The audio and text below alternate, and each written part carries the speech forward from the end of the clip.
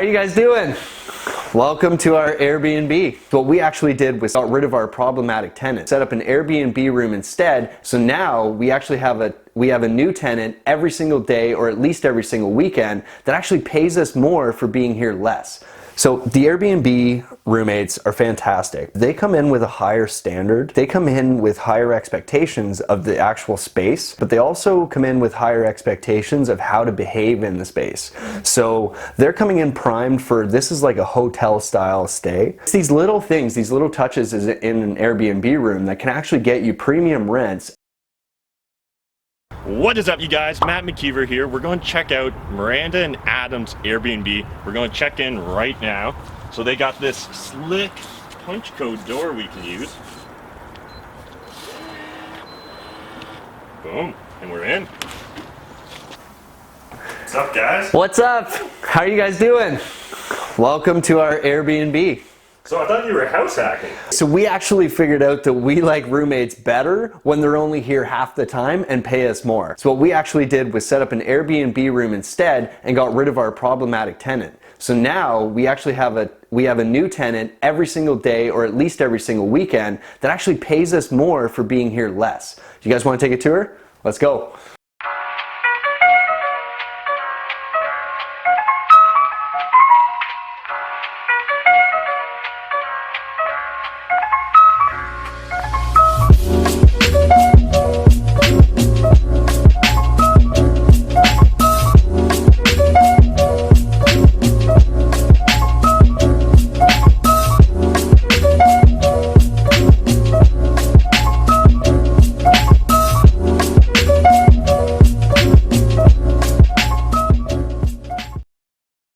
Hey guys, so welcome to the Airbnb room. We actually had to remove one of our tenants that was pretty horrible and causing us a lot of grief. And it was really easy because we actually did it in an N11 style where both of us agreed that it wasn't working out for either of us. So we took that opportunity to set this room up so that Airbnb guests can come every weekend or every day if they want and stay with us and actually pay us more to have less of an impact on the building. So in this room, there's a few elements that I really wanted to point out to you guys that I love. First of all, bedding. So you got to have a really great feel in these Airbnb rooms. We're trying to more create the hotel feeling in here. We're trying to create more of a short-term rental, high-quality feeling to this room, so it's going to have more amenities and things that you probably wouldn't have if it was just the original student that was in here. So originally this room wasn't furnished, so we actually had to go out and buy all the furnishings for this room and get it set up so that it was appropriate, so that you can come into this room and everything you need to stay here is going to be here. So all you do is bring your clothes, get them set up on the wardrobe, and everything else is going to be here. So first thing you get when you walk in with us is a welcome card. So this card was here from the holidays. It's got a cute moose on it. Everybody loves that. And it reads, "Welcome to our home. Warmest wishes for the happiest of holidays. We hope you enjoy your stay with us. Cheers, Miranda and Adam." So great little welcome card that they can either take with them or enjoy just while they're here. And we've got that set up for them as soon as they walk in. Looks beautiful. We've also got 2 nightstands that we had to buy. We bought all the matching bedding and all the matching wardrobe and everything. But we've also included for them their own fridge. Because we're house hacking this building and we have a private room in a shared house, we figured it'd be best if we could create the best experience for them and reduce the impact that the rest of the tenants or us will have on them. So what we did was we got them set up with their own mini fridge. So this guy comes standard with, we just put in 6 water bottles. Usually we'll have a couple San Pellegrinos in it as well. We actually just had some people check out from here, so we're just getting it reset up. But we've also included for their convenience their own set of utensils here. So as soon as they come in, they don't have to worry about, you know, it's a shared house. Well, what if there's not enough plates? Or what if there's not a fork or a spoon? Seems to be magical disappearing spoons all the time when you live with other people. So we actually just got them set up with their own set of utensils. We've also got a nice selection of Keurig K-cups for them and some chocolates if they're feeling hungry. So it's these little things, these little touches in an Airbnb room that can actually get you premium rents and keep people coming back and giving you great reviews. So our most recent reviews have all been 5 stars, and it's because we keep this room nice and clean. We've got it set up so that it's very aesthetically appealing, and we give them great things like nice white hotel towels that like really set up that premium experience and kind of give them the feel that they are at an Airbnb, right? It's kind of a hotel replacement. So it's been a great experience for us. One of the benefits that we love about the Airbnb is that you're really only stuck with these people if you don't like them for maybe a night to 7 nights, less than 28 at max, right? So we set a cap on Airbnb so that people can't stay here longer than 28 days. So really though, when you think about that, like your alternative is to have a permanent tenant that you've probably locked in for 12 months with. So by setting up an Airbnb, we've actually eliminated the risk of having a bad tenant for an extended period of time, like 12 months, or even worse, if it's a family in like a single family situation, they could be there longer, they could be there forever, and you're stuck raising rents at like 1%. And here we can essentially control the price. So on weekends, we set the price higher. So this room actually rents out at $40 a night plus a $15 cleaning fee. And then it's $7 per person after one guest. So that's fantastic when you think about it, because if they were to stay here, so total up, that's 55. So it's $55 a night, okay? So $10 10 days would be $550. So if you do that 3 times, you're just about like $1,700 a month compared to when we were renting this out as just as a student rental room. We were only getting $550 in this room. So you get a drastic improvement on the rents that you can collect, but you also get the benefit of not always having somebody here, because we wouldn't be able to shoot this video right now if it was still a student rental, right? They would have had control of this space all the time, 24/7, as long as their lease was. Right now though, nobody here, and therethere's not going to be anybody here until next weekend as far as our bookings go right now. So we've got the freedom of having either people that we like know and love come and stay over here. We've got the freedom of actually promoting it if we wanted to get somebody in here during the week. Like we could drop our price a bit and probably get more attraction during the week. And we've also got the freedom of just not having to deal with them using our bathroom at this time or using all the other resources like the kitchen and the living space. So Airbnb's got a lot of great tools that you can use, so you can manipulate the price, you can manipulate essentially, by manipulating the price, you control how often your space is being rented and how much impact you're having on your building. So that's why we really love it, and that's why we switched from a tenant that was causing us a lot of problems. They were consistently messy, they were consistently creating like social problems in the house and political problems in the house and leaving dishes all over the place and like leaving food in really precarious places. Into a space where now it's beautiful, it's clean, it's great to look at, it's great for listing photos, it's great for everything really. And our downside was only about $1,300 to get this all set up. So huge upside by tripling our rents monthly if it's fully booked, compared to being stuck with the tenant that we didn't like. So if you guys right now are house hacking or have some units that you think you could actually maximize your rents on, this is a great opportunity for you guys as well to use this strategy and really increase your cash flow while reducing the impact on your building. It's perfect. Yeah, tell us, what's the difference about, different acoustics. Tell us what's the difference about Airbnb roommates versus regular roommates. Yeah, there's a big difference when it comes to Airbnb roommates versus the typical roommates that we have in this building, especially since we're actually using this as a student rental. So the Airbnb roommates are fantastic because they come in with a higher standard. Like they come in with higher expectations of the actual space, which is one thing, but they also come in with higher expectations of how to behave in the space. So they're coming in primed for, this is like a hotel style stay, where they know right through our listing that this is going to be a shared space. So they're expecting that they have to be respectful of the quiet hours. We set quiet hours on the listing. They have to be respectful of the cleanliness of the building and all the other guests' experience. So they come in with that already. The students don't necessarily have that, and we've already experienced some really crazy times with the students where, you know, they would be doing crazy dishwashing parties, it sounded like, at like 2 in the morning, 3 in the morning, or they would get up to make like tea and crazy things on the stove, and they're banging around pots and pans and going crazy at 2 or 3 in the morning. And that's just something that the Airbnb guests so far have not even thought about doing. So I think you just get generally a higher standard of people coming in, and you also get a far better opportunity to vet these people. And that's because you can actually see on their Airbnb profile reviews that other hosts have left. Now, because it's a double blind review, guests and hosts can't plan their reviews to get better reviews.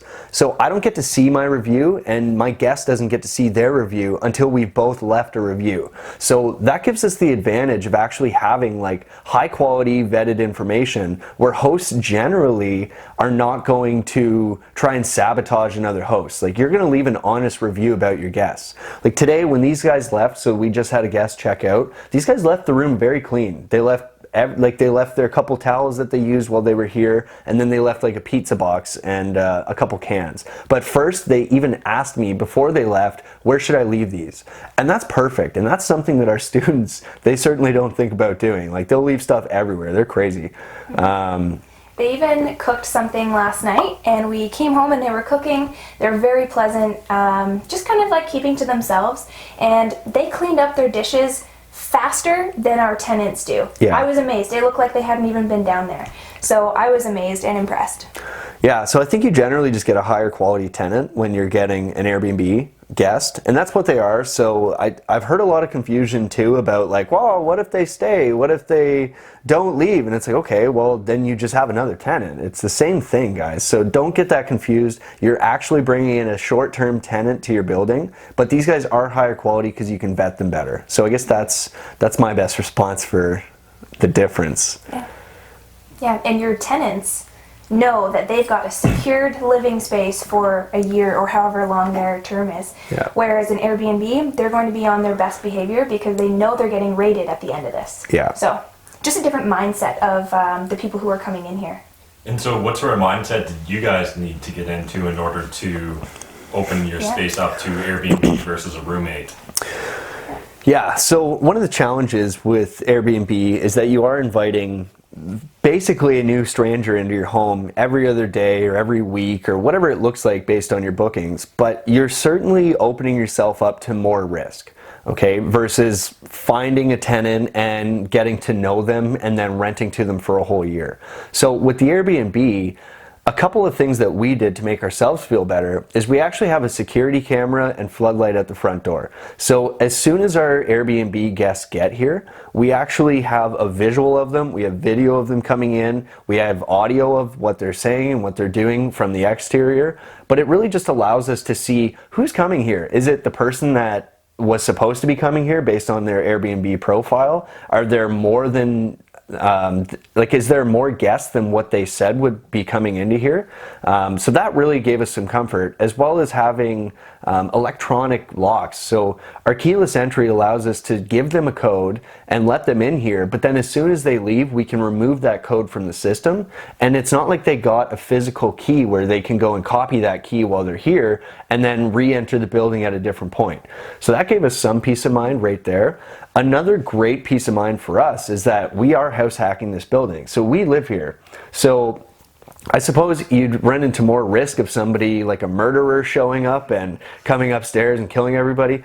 But if you have that kind of thought process, you probably shouldn't ever leave your house because meteorites could kill you at any moment. So I guess when it, like, you know, you and I thinking about it, like the practicality of having a new tenant every day was fine to us because we always generally have people here. We set it up with the keyless entry. We've got cameras on the building. They're already vetted through Airbnb. But we certainly had to get used to the idea, and this is a great benefit too, of having everything spotless all the time. Somebody can book this Airbnb right now.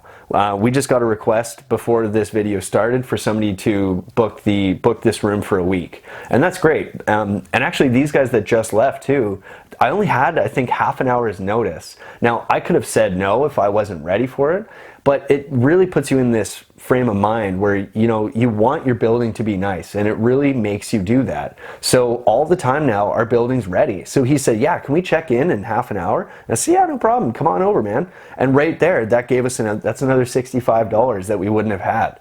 So it's perfect. One thing I was worried about before we did this was the access to our bedroom. So our bedroom is on the second floor, which is completely separate. There's only 2 bedrooms upstairs, so there's absolutely no reason for an Airbnb on on the main floor Yeah. to need to go upstairs. So I was initially worried about that. Like, what if they go in our room? What if they take our stuff? But honestly, not even worried. So our first Airbnb stay was for 7 days, and we were not even in the same city when this was happening. The second one, the one that just happened, we were here, so it was our first experience with the Airbnb. And now I think having those two experiences under our belts, we don't have that worry of like, oh, they're going to take our stuff.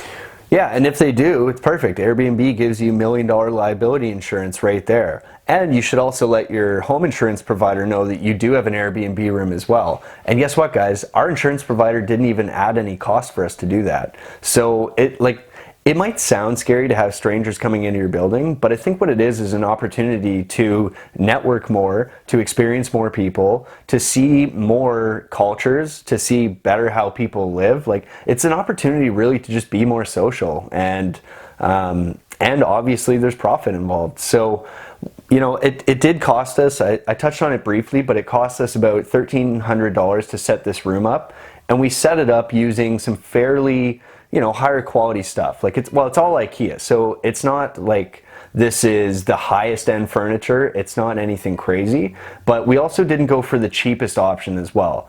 Because it's an Airbnb, we wanted it all to have a quality feel and a really, you know, sustainable product that we can use this all this furniture over the next year or two with, at least, right? So it should last longer than that, but I like to just think of it that way. And so as an investment, I mean, this is already, I think it's already 50% paid back in like 2 stays. It's over 50% paid back. So as soon as that's paid off, and actually this 1 week booking covers another 25% of that. So like, as soon as that's paid off, this becomes like really a great profit turning center with really low risk. When you've got the liability insurance, you've got it set up with security and with floodlights and with keyless entry and those kind of little hacks, there's really not a whole lot that can go wrong. So yeah. Yeah, so the only thing that we're still working on is just keeping that guest mentality. So one thing that we make sure we do with all of our other tenants is to let them know when we have an Airbnb guest coming. We want to make sure that this guest has the best experience and that they're not caught off guard when a tenant rolls up saying, who's here? So making sure that our tenants know, and making sure that when we interact with our guests, that they feel welcome. You know, if they need anything, they can ask, that we're really here as a resource for them to have a great time. And actually, a question that I'm sure is going to show up in the comments is like, well, what did your tenants think about this? That comes down to framing again, because the way we framed this is, so we have, just to back this up, if you guys didn't see the first video, go back to it about how we're house hacking this, but we also have 3 other tenants living here. So in addition to these 3 tenants, we've got this Airbnb room and ourselves and a cat. So this is a full house. So it's got to be operating fairly effectively and efficiently. So how I framed this for everybody and how we kind of made this work for everyone is the same benefits that we're receiving are being received by our tenants as well, other than monetarily, because they are actually now experiencing less of a problematic tenant. They have less of an impact on the kitchen and bathrooms and shower time and wait time, everything. Because there's not somebody permanently living here, permanently using all of the resources this building has, they actually get, everybody in the system gets more value out of it. Okay, so you're not waiting in the kitchen for this person. So while we might have week-long stays occasionally, I think for the most part, Airbnb for us is going to be weekend stays that are a bit higher priced. So the benefit for everybody then is you just get more utilization, more utility out of the whole building as a whole when there's less people here less frequently. So I think it was really easy framing. We had no pushback at all because they're like, oh yeah, less people here all the time, that's perfect. And we've also been, like, we're able to limit it. So we only let 2 people come here. So 2 people can stay in this room and for a maximum of 28 days. So if they don't, like, at the end of the day, it's less people, less impact on the building, higher utility for everybody else. So super easy framing. Overall, it's a win-win. Awesome. So one last question I had about Airbnb, guys, is how would you, say you didn't have a partner that was on board, how would both of you try and pitch your partner to house hack with Airbnb? This is an excellent question because I actually have a girlfriend who just got a home. She wants to get into the rentals, but he's not quite on board. So that's a great question.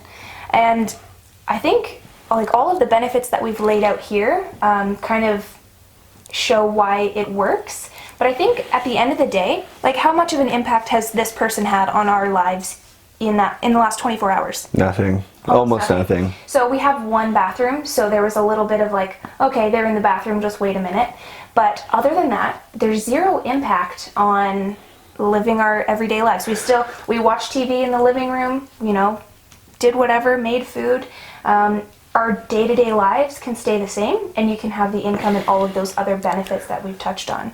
Yeah. So I think though, if you were to try and convince a partner that wasn't on board, you'd really want to take an evidence-based approach, right? So you want to show them videos, you want to show them testimonials, you want to show them other people who are already successful at it and why they are, but then also break down the financial aspect of it too, right? Like, you're making money, it doesn't really take a large investment to set it up, and like the actual impact on your life is very low. It's low impact, as Miranda said, but I think if you want to really convince them, you have to have the holistic package built out, and you can probably get there by asking questions, right? Don't be forcing this idea on. Ask questions like, hey, what do you do you think it would be beneficial for us to have less of a financial burden from our house? Or, you know, how would you like to have an additional $1,000 or $1,500 a month? Or, you know, really asking those questions and feeling out productive solutions instead of trying to force your idea would probably be a great start. But I really do think taking an evidence-based approach with testimonials, videos, you guys can reach out to us if you got a problematic spouse. We'll talk to you one-on-one. That's not a problem. There's also lots of courses out there that you guys can check out too that will really just tell you how to get it set up as a business and run it as a business and not just some kind of hobby. So it's a great side hustle. It's a great side business. And the great thing is, if you look at this bedroom right now, it's the typical spare bedroom. Yeah. So if you're going to have 5 bedrooms in your house where you're really only using one to sleep in, you're going to have a spare bedroom probably. Why not try Airbnb out for a little bit? If you like it and it works, keep going. If you don't, take your listing down. It's literally That's a great point. Because there is no impact on your home insurance, or at least there wasn't for us, and I think everybody that we know. There's no impact on your home insurance. If you've already got the bedroom, why not list it? If you don't like your first experience, try another one just to make sure that it wasn't just that exact guest. But at any point, we can delist this from Airbnb, and it's like one click, like maybe 2 clicks. They want to confirm that you're serious about it, because they're like, why would you hate making money? But yeah, it's really easy to try it out. It's really easy to mitigate your risk using the tips that we've given you already.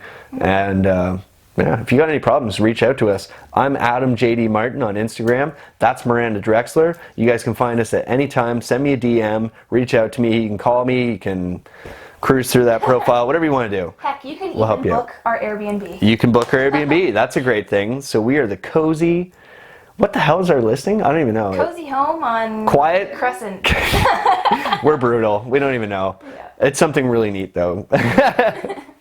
Anyways, guys, though, reach out to us on Instagram if you have any problems, especially dealing with a spouse, because we can certainly give you guys a testimonial, show you how we did it, and hopefully this video really helped you out. If you guys enjoyed this video, smash that like button, hit the subscribe button. And until next time, remember, making money is a team sport. There's more than enough money in this world for us to all make it, but if you're not saving it, I mean, like, what's the point, guys? Thanks. Bye. Nice. Nice.